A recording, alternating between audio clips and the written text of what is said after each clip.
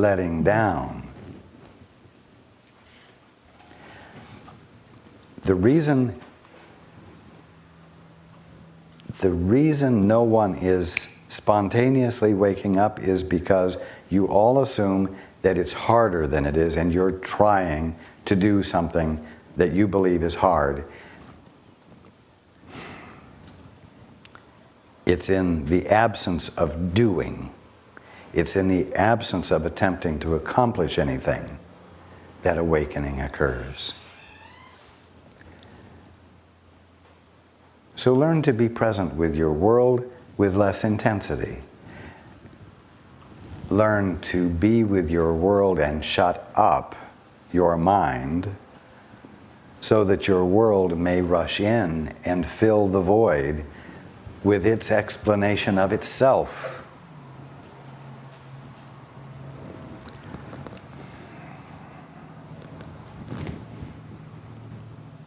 I said that everything you see, because it expresses God's will, is God expressing Himself. Everything is glorifying God. Absolutely everything. And when you allow yourself to relax and listen for the message it has for you, you will find that the message it has for you is the presence of God.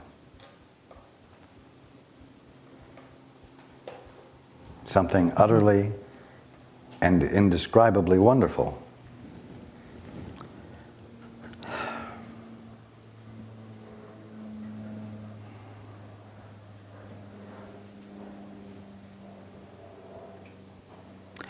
So instead of trying to raise your consciousness any further, I encourage you, no matter where you are or what you're doing, to remember to take something that's in your view and be willing to become still and just be present with it, noticing it and waiting for it to convey to you its meaning. Because it's there for a reason, to convey its meaning, to extend its meaning. And its meaning is the glory of God. Right there. You see?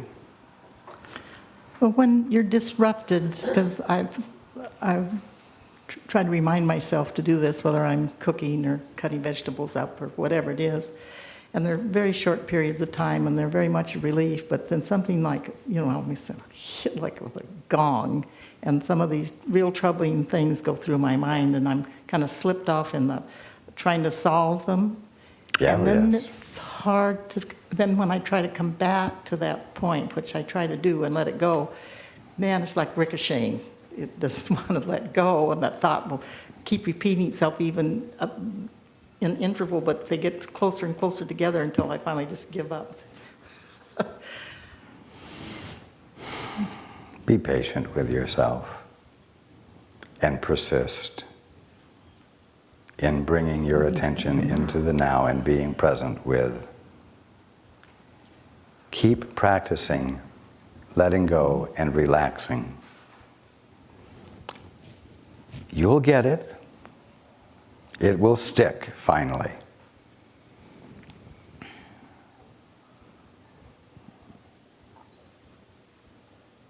That's the end of the answer. Thank you. You are welcome. Hands.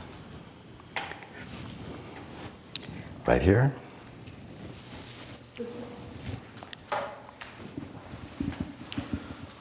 About a month ago, I injured my shoulder and ended up going to, for 3 weeks.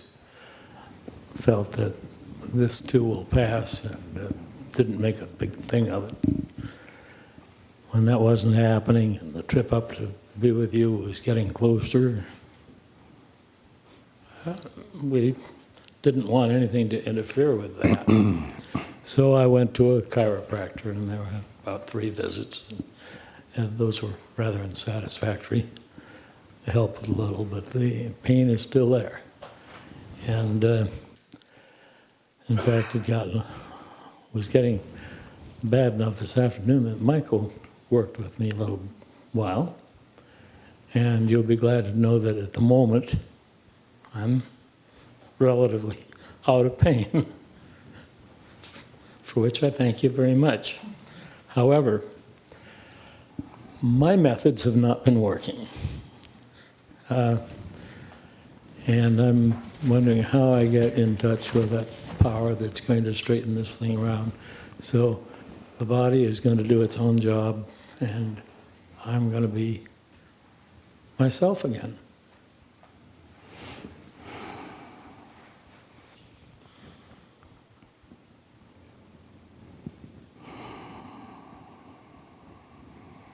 Just a moment.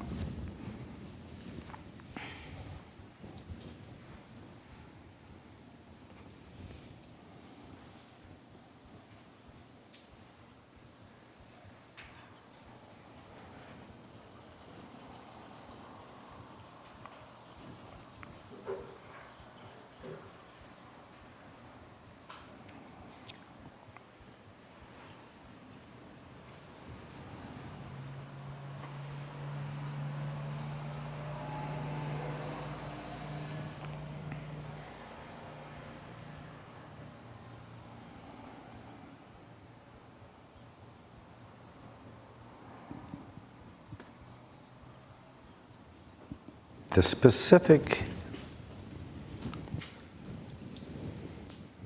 thought that is impeding the progress is an idea that you're entertaining, that your body has lost its youthful resiliency. And therefore, in spite of what you know of the truth, it is going to take longer for healing to manifest. This isn't true, but the idea is blocking rapid or instantaneous healing.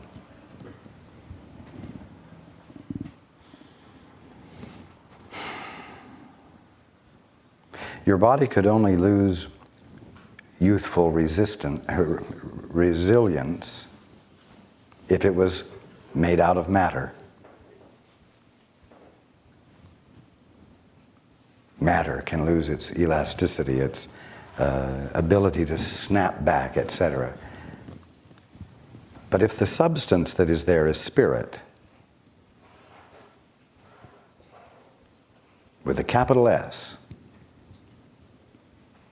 if the substance there is spirit, it is as flexible as God.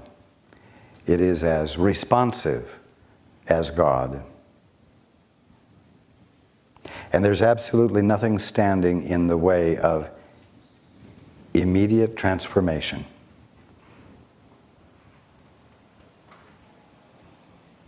Force and resistance have nothing to do with the flexibility of God's movement of creation.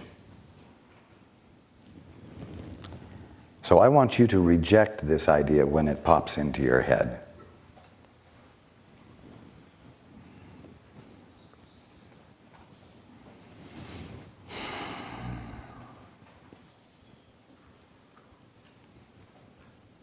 And then, although this might sound inconsistent with what I've just said, I'm going to encourage you not to fuss about the length of time it takes.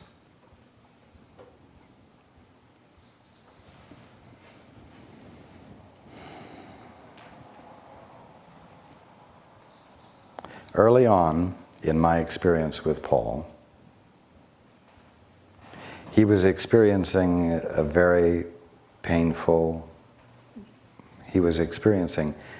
painful symptoms in his arm and shoulder, to the point where he refused to take a half gallon of milk out of the refrigerator in that particular hand, because the likelihood was that it would get dropped if his arm moved into a particular position because of pain.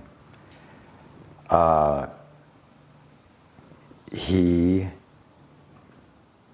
knew from me that there were those working with me on his behalf, which he had come to call the healing team. And he asked if the healing team could address this. And I said yes. And so every afternoon he laid down for an hour, and we would have a healing session. During each healing session, when he was completely relaxed, he experienced very specific discomfort in the shoulder that he didn't experience any other time when he was lying down. So he felt assured that work was being done. And this went on for 3 or 4 days. Mind you, his experience with me and, quote, with the healing team was new. And after the 2nd or 3rd day, he became very self-righteous. Well, if you're the healing team and if you're awake, then the healing should be instantaneous, as though he knew anything at all about it.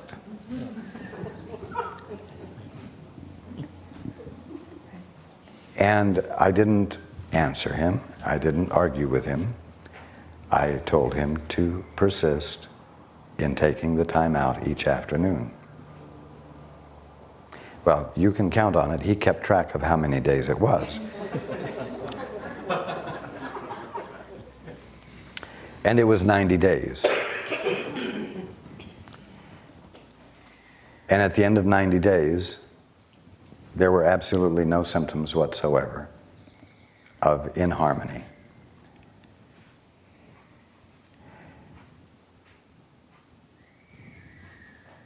After it was over, I shared with him that there was no cure for this problem of any other sort, and that there was no cure for this problem of any other sort. And he had the realization that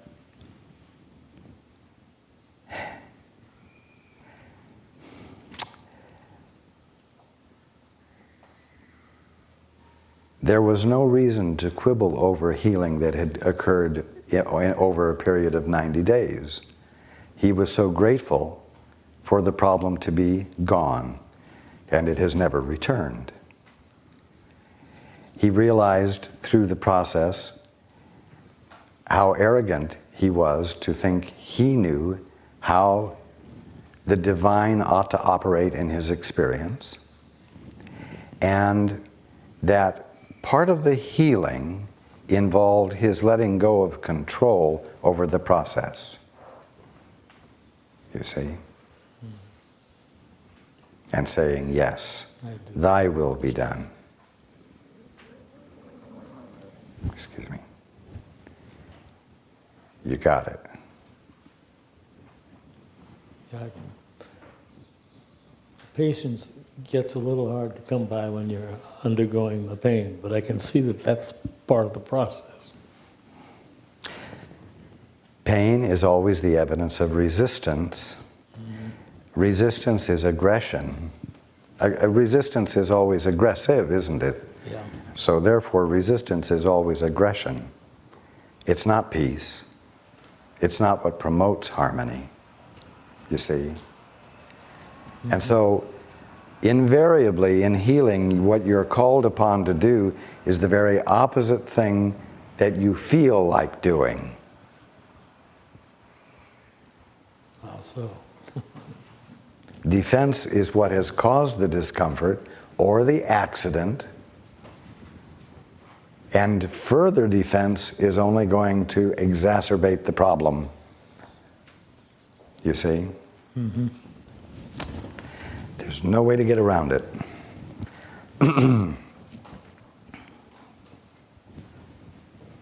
Okay, I'm on the track. Yes, you are. Okay. Thank you very much. You're welcome. Hands.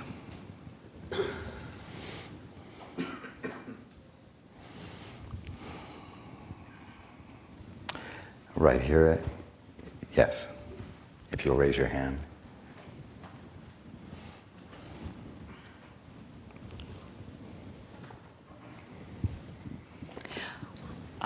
I was hoping, you mentioned, I think it was last fall, about a general awakening that's going to be occurring within the next decade or so. And I was wondering if you could talk a little more about that, about how we'll experience that.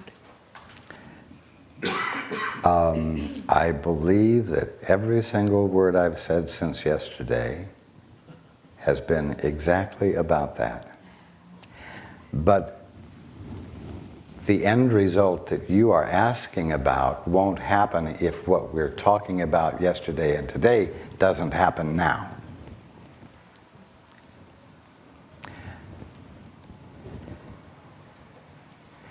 I'm going to put it in a little bit more positive frame of reference, that if what we've been talking about during this weekend is taken to heart and implemented by each one of you, it's likely to be less than a decade away. I'd rather not talk about the future. I'd rather talk about today and what each of you can do to have a further experience of your divinity and the kingdom of heaven here and now.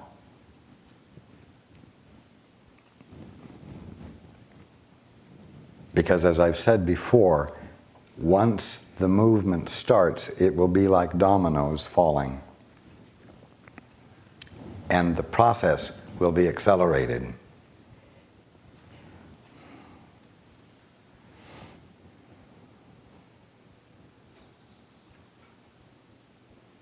Do you have a yes, but? Do you have a yes, but? Oh, no, that's what I wondered, if there was anything that I didn't know about. So it is what you've been talking about. That's okay. Indeed. Okay, Yes. thank you. Yes, I am sharing with you, I could say the building blocks of awakening, but actually what I'm sharing with you are the way to unbuild the blocks that you have already erected.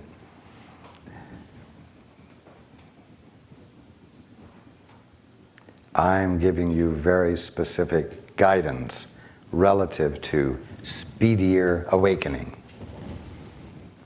And that's where I would like you to keep your focus and attention. Okay, thank you. Being awake is glorious, but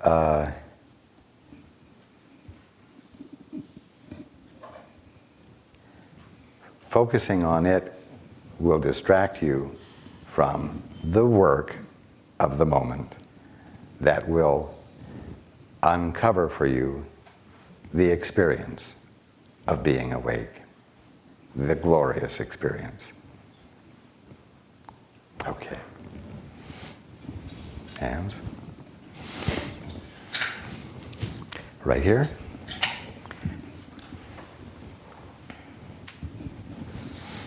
Hi, Raj. Good afternoon. Yeah, I was like a really good doer. I was a great doer. And it's like this one time I remember pulling into work and I was just so happy to be there, you know, and singing in my truck. And all of a sudden I turned the corner to go on the road and this dread came over me. And I thought, oh no, what's happening? And I just I pulled into the job site and I took about 4 or 5 steps into the group of people, and I could tell like they were all angry. And it was this one person that said about 3 words, and I said about 3 more, and they all just burst out laughing for about 15, 20 minutes. They were laughing. And, I thought, yes, and You so, broke the spell. Yeah, I broke it, that was, for 4 years it was broken.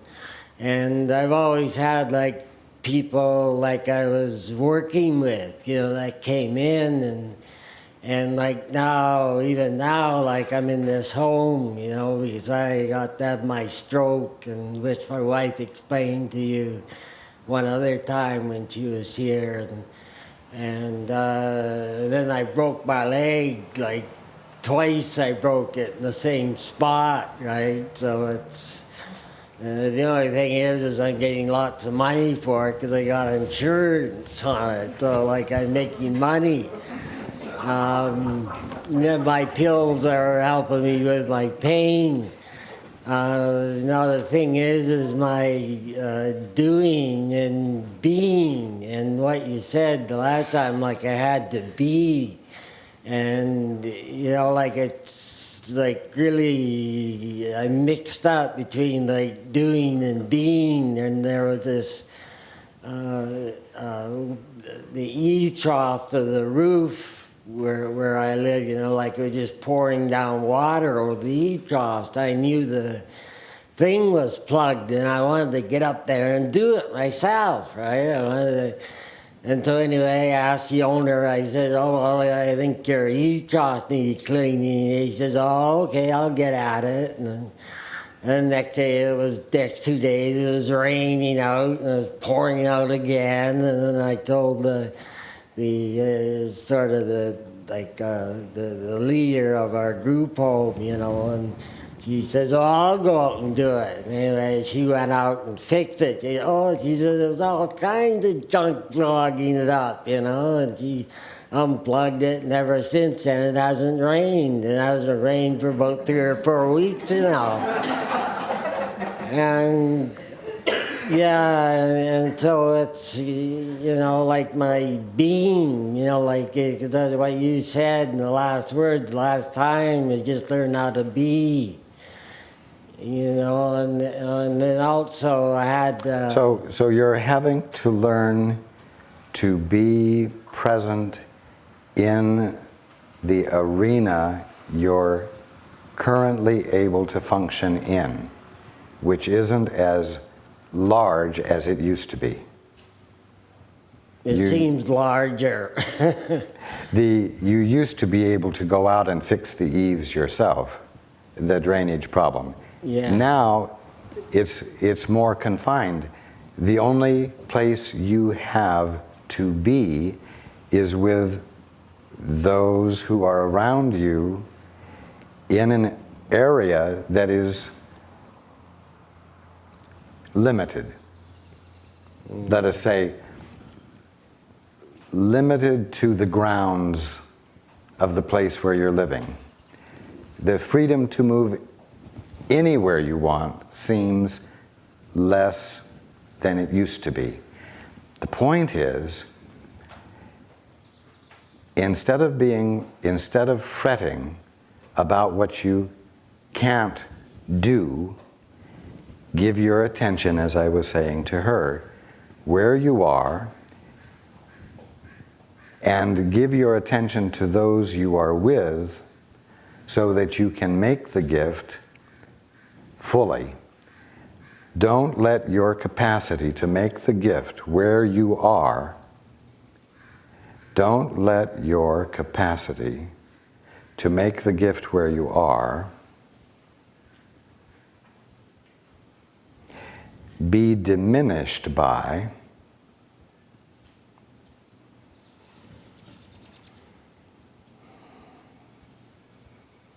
or harmed by your frustration that you can't do things on a larger scale right now.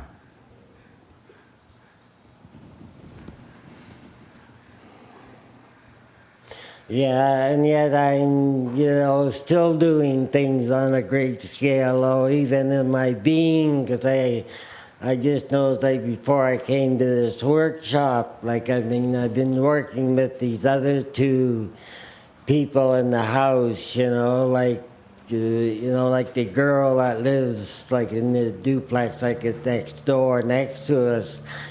You know, like she was crying over her boyfriend, you know, and I was just counseling her, you know, you have to let go and you have to be loving yourself, you know.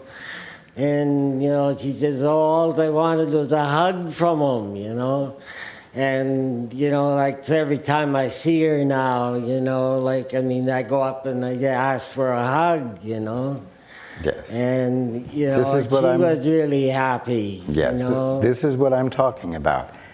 Be willing to be where you are and being present with those who are around you. You see? You're doing what I'm talking about.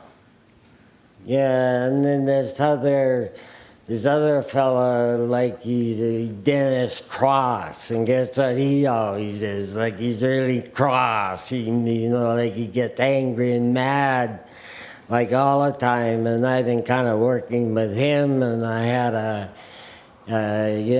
big fight over his coffee pot and decaffeinated and caffeinated coffee. And, when he comes, and I got into an argument, and it seems like you were there, well, you were always there. You always have been there with me, And I got into a big argument with him over it, and he comes and grabs me, by the shirt and, threatened to hit me and all this kind of stuff. And so anyway, I went out and got myself a coffee pot, because I bought a new one, because I told I couldn't drink caffeine. So, I just went and got my own coffee pot. And then he started making coffee in my coffee pot. And I went out and I got mad at him again. And I started yelling, I said, you get away from my coffee pot, And, and he got mad at me again, He says, I'm only making decaffeinated, he says. And anyway, when I just came in here, like when I was just leaving, like yesterday to come here, like in the morning, I was in the can. And he was, and I heard him while I was waiting for my ride to come. I heard him talking quiet, like in a quiet voice, like complaining about me being in the bathroom. But he wasn't like, he didn't have anger in his voice anymore. Like he wasn't talking in an angry way anymore. And so, yeah. So I think I'm getting it. At least I hope I am. You are. Good, thank you. And you are making the gift, and you are illustrating to everyone what I've been talking about relative to persistence. Even if you seem to meet resistance, persist. You are being a blessing for those around you where you are now. And I need you to know that, and I want you to know that. Yes. Yes, and even this morning, I don't know, somehow we got up out of our apartment, like we had to take this boat over here to come here, and, and I was, breakfast is my favorite meal, like I love my breakfast.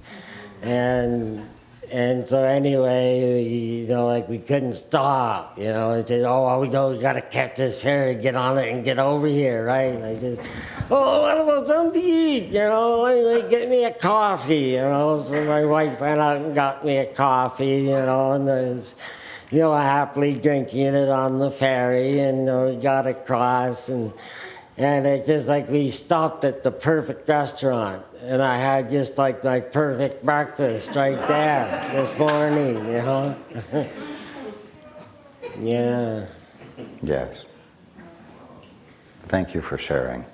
Yeah, thank you.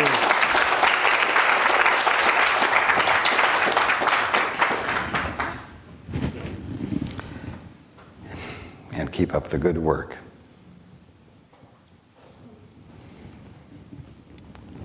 Okay, we will take a break.